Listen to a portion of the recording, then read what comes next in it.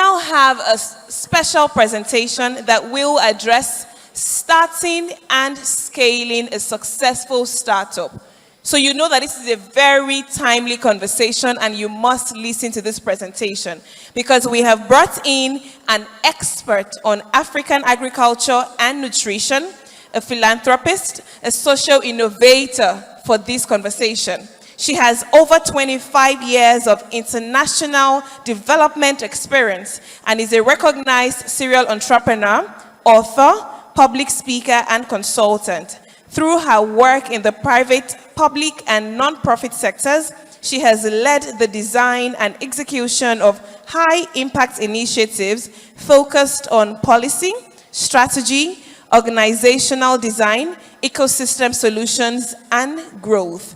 Ladies and gentlemen, please let's make welcome Ndidi Nwuneli for her presentation on starting and scaling a successful startup. You can make the applause really loud because the next 15 minutes will be worth your time. Thank you very much.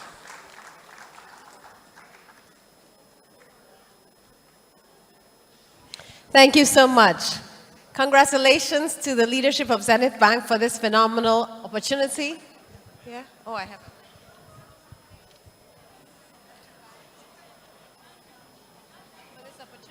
Thank you for Dame Adora and the MD for this phenomenal gathering. So I'm an entrepreneur. I've started a number of organizations, and I have a short presentation for you, which is really focused on the theme. And as I was listening to the 11 pitches today, I thought, my gosh, it's as if I had them in mind when I was developing this presentation. We heard them. How many of you enjoyed the pitches? Now, who did you think was better prepared than the others? See, if you want to be here on this stage next year, you have to listen very attentively, right? The first thing is, what is your why? We heard some people tell us very credible stories. Maybe my brother died, I had this problem in school, and that drew us in. They had a why. Why are you doing this? Are you doing this just so you can get the money and buy the next car? Or are you doing this because you really have a reason and there's a problem you found that you want to solve? And what is your business model? You heard the judges. Is it unique? Is it different? Is it sustainable? Is it easy to copy? Or is it another pure water business? How many of you remember people starting pure water businesses? Now it's tech businesses, right? Just so that I can copy and get some money. What is your plan A, plan B, and plan C? It's interesting, we heard business models that had all of them combined. And it's important to know which one you're starting with. And who can you attract to join you on this journey?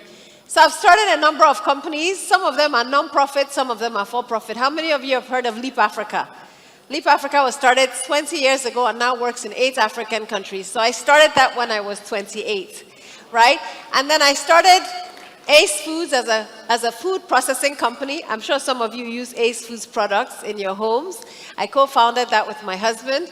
And then we started Sahel Consulting, Sahel Capital, and Africa Food Change Makers. And that's our first.com. But when I started all these companies, I realized it's one thing to start, it's another thing to scale. Now, we don't want businesses. Many of you heard the business is 3 months old, 1 year old. Some of them will not exist tomorrow, right? So it's not enough to start, you have to scale. Zenith Bank has scaled across Africa. How can you make sure your business scales? Now, I actually wrote a book because I said I want to learn how to scale. Let me interview 80 entrepreneurs across Africa who have scaled. So if you don't take anything away, this business model is critical.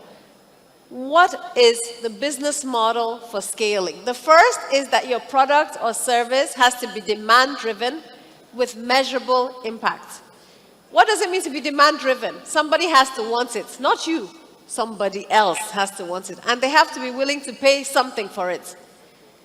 If it's not demand-driven with measurable impact, and you heard the judges ask those questions, it's not going to survive. Number 2, it has to leverage technology, which is what we're doing here, data and innovation. And that question came up, some people could not answer. They didn't even understand the question. What is the technology behind it? What is the data that's making the case for it? And what's the innovation? And how can you keep on reinventing yourself? Number 3, it has to shape the ecosystem. How many of you heard about companies that started, like Go-Kada or others, and when the policy changed around Okada, they had to change their business model? How is it shaping policy so that the policy doesn't shape it? We're going to see a lot of shake-up in the tech space as policies change. Number 3, how is it cost efficient and effective? Who is willing to pay, and are they willing to pay? Does it save them money? Is it expensive? Is it justified? Number 5, do you have a simple and compelling story? And finally, how does it adapt to risk? COVID-19, climate change, how does it affect? Every day there's change. Inflation, devaluation, how does it adapt? This is critical. And every company that survives has to have this business model. I work in ag and tech, and so I was listening very attentively to the companies in ag tech, and some of them, I'll let the judges deliberate, but some of them are compelling and some of them are not. Because food is something we all need. In Nigeria, we can actually survive and thrive as a country if we get our ag economy going, right? But it's not just agriculture, it's food and food processing, and there are opportunities across the board because there's information asymmetry, because there's waste, because there's malnutrition, because there's so many gaps in this space. And there are just 2 companies I want to throw out there. How many of you have heard of Twiga? Twiga has raised close to $90 million. Simple solution. Connect those who sell banana, orange, and pineapple with farmers. Those who sell the kiosk around the road from your house, connect them so that when you order on your phone, within 14 hours, it comes from the farm to the retailer. They've done so well in East Africa, they want to expand to West Africa, and I told them, don't come. Don't come. Why? Because there are entrepreneurs in this room who have this business model and who can scale, right? But it's interesting. They found a problem. The problem was that fruits spoil so quickly when you buy them from the retailer. But what they realized, and why this is important, is when they started this business, the idea wasn't to do this. The idea was to export bananas from Kenya to Dubai. And they quickly found out standards was a problem. Profitability was a problem. Sustainability was a problem. And with every business I've started, I start with one problem. When I start that business, I realize that's not the problem people really have. You have to be ready to redesign and address the needs that your consumers have. So I started a tech company, my first tech company called Africa Food Changemakers. How many of you have heard of it? Why did I start this company? Because every day people call me, Ndidi, I want to enter cassava, send me data. Ndidi, I want funding, send me information. So I said, let's create a one-stop shop where everybody can come and find out everything they want to know about the food and agriculture sector. It's a free portal. There's a network, you meet each other, and every week you get funding, data, support. So if you're interested in ag tech, please get on Food Changemakers. Now, we have a very big vision, but our vision is to be the Facebook, DevX, and LinkedIn for food and ag entrepreneurs in Africa. Today, we have entrepreneurs in 37 African countries, over 145,000 unique users, and growing. But what has this taught me? It's taught me a few critical things, which I'll share with you. Beyond having a business model, you have to make sure that you have a few critical pieces. You have to have talent. Some of you saw the names that the entrepreneurs were sharing. How many of you believe those people are really their partners? Question mark.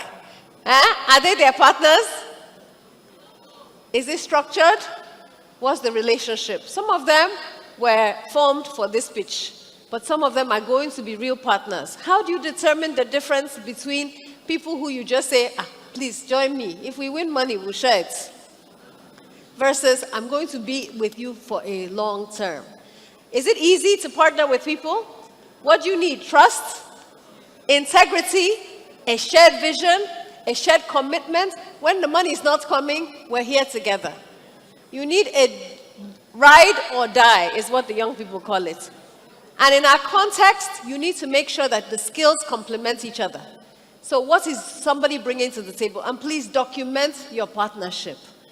Is it sweat equity or is it a volunteer? Are you a volunteer or are you in it for the ride? And I see these founders nodding. You know what I'm talking about. Before you attract people to join your team, you have to be someone who they believe in. You have to be seen as credible. You have to ensure you constitute a board of directors, and none of you showed us who your board of directors were. I won't give you money without a board of directors, because I don't want you to buy the next car or the next house or plan your wedding. Then you have to build a strong brand, and we saw some strong brands and we saw some weak brands represented. How do you tell your story? How compelling is it? Through your company name, and some of those names will change, I'm sure, after they get the money. Your logo, your brand colors, you see what Zenith represents, you see how they built their brand. It wasn't easy. Your tagline, your brand promise, your marketing strategy, your online presence. And I love this guy. How many of you have heard of Hello Tractor? He's a marketing guru. He says, I am the Uber of tractor. And what he has done is sell his strategy. So he started off in Nigeria, basically saying, I'm going to connect those who have tractors with those who need tractor services, because most farmers can't afford to buy a tractor. So now he produces software and is working in India, in other parts of Africa, in different parts of South Asia. And who markets his business? Caterpillar. He's been in New York Times, Washington Post. Name the magazine, he's been there. Because the tractor manufacturers need him to market their services. Your brand is so important. And who pays for your brand elevation is a strategic decision. There's so many financing options, and today was one platform. We raised our first pot of money, $100,000 at Ace Foods from a business plan competition, a pitch. And I know it's not easy. There's so many pitches. But it's beyond pitches. It's about how you use the money. If you get the first $100,000, will you get the next one? And the next one, because of how you use the first one. So your credibility, your track record, your use of funds. And I say this repeatedly because my young people, some of them have become professional pitchers. I see them all over the world, right? But then when we come home, can we justify? And the bigger you get, the more they'll pick up the phone and say, Ndidi, I want to give $1 million to my sister in Ag. Do you know them? And I'll say, they're internationally recognized, but they have no presence on the ground. How many of us are like that? Do you know them? We know them. Credibility, track record, and your exit strategy for investors. There's so many accelerators, incubators, and hubs, and beyond that, you have to shape your ecosystem. I've talked about this. What is the policy governing your industry? My brother's in education. My sister's in a co-working space. What is the policy guarding, and how are you shaping that policy? How is that policy evolving? And can you make sure that that policy is shaped in the direction of your business? Otherwise, one day you wake up and your business is obsolete. And who are your opponents? Who are your champions? And who are your biggest competitors? The first pitch was about education. Where is the young man? Yeah, but who is your biggest opponent in your industry? The same people you guys think are your biggest champions. You're creating an alternative to the Nigerian educational system. Who is going to be happy about that? Huh? Do you have opponents? Every business here has an opponent. Who is your opponent? How do you convert them to a champion? If you don't think through it, they will kill your business. We know what we're talking about. It is also really, really important to build your financial resilience. And they asked you, how much have you generated? Many of us who are seeing money for the first time get very excited. You want an office. I remember when we started Ace Foods, my husband, who was an investment banker, came with his suits and said, where am I going to hang my jacket? And we looked at him. You're now in a factory. There's no place for you to hang your jacket. He started wearing Ankara and slippers, right? You have to change your mindset. Be ready to roll up your sleeves and save money, because you need at least what? A 6 months buffer. 6 months buffer. How many of us have 6 months buffers? That if no money came in today for 6 months, I'll be okay. No staff will join your team if tomorrow they don't know if they're going to be able to feed their families. You have to have that buffer. So manage your debts. Thank God Zenith is here. They'll help you manage your debt, your cash obligations. Invest in scenario planning. We're dealing with a country that's uncertain. And any major investor wants to know you have a strategic plan. and that you have a contingency plan. And then what about critical advice as you start this journey? Hype is not sustainable. Can everybody say that? Do we know hype in the tech world? 3 million users, I have 20 million users, we're in 20 countries. How many of those users actually are converted to customers? And how many of those customers are retained? Hype is not sustainable. Invest in impact, not fiction, please. Because so many tech companies die every day. And then we say, did they exist? Was it fiction or was it real? Please, nobody here will be that. That's not your portion, right? As we say in Nigeria. Invest in impact, not fiction. Commit to building. Can we read the second one?